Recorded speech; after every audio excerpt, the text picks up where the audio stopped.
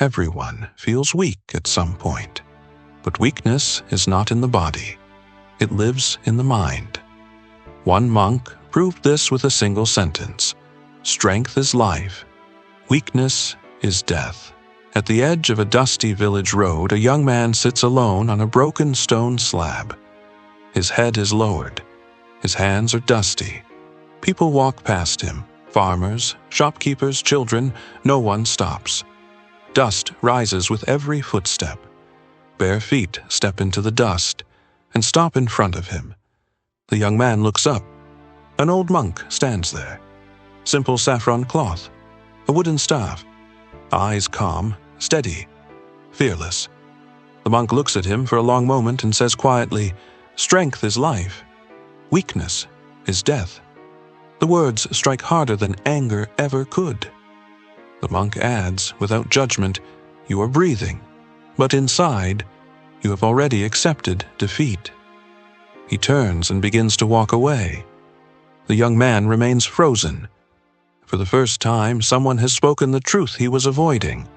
Weakness is not in his body. It lives in his mind.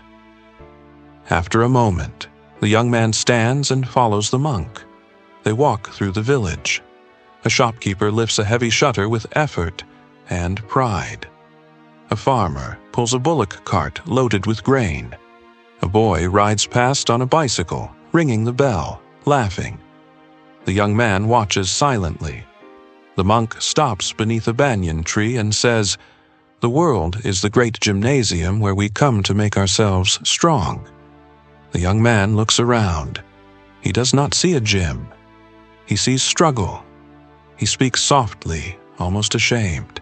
"Then why does it feel so heavy for me?"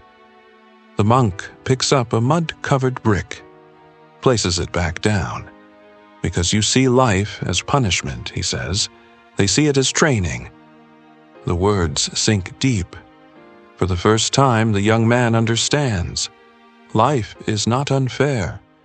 He has simply been refusing the weight. That night, he sits alone, staring at the ground.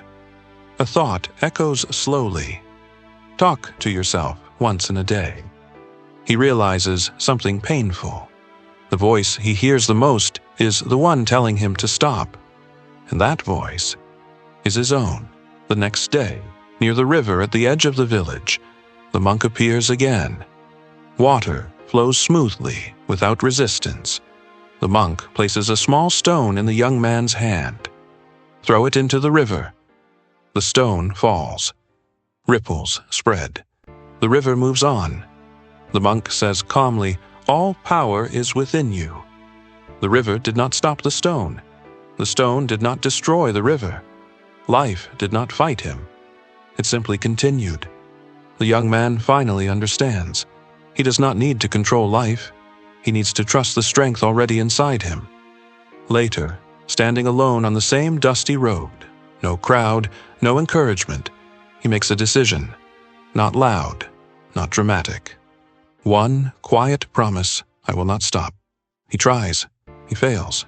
He stumbles. Falls. Stands again. Sweat mixes with dust. The road stays silent. Inside him, one line burns: arise, awake, and stop not till the goal is reached. Progress is slow, but quitting is no longer an option. Failure is no longer proof of weakness. It becomes training. Time passes. His shoulders straighten. His walk becomes steady. His eyes grow calm. Nothing outside changes first. Everything inside does. You have to grow from the inside out. One day, he helps a man who falls on the road. Another day, he listens instead of speaking. Another day, he guides without pride. He understands. They alone live who live for others. Strength feels lighter now, stronger.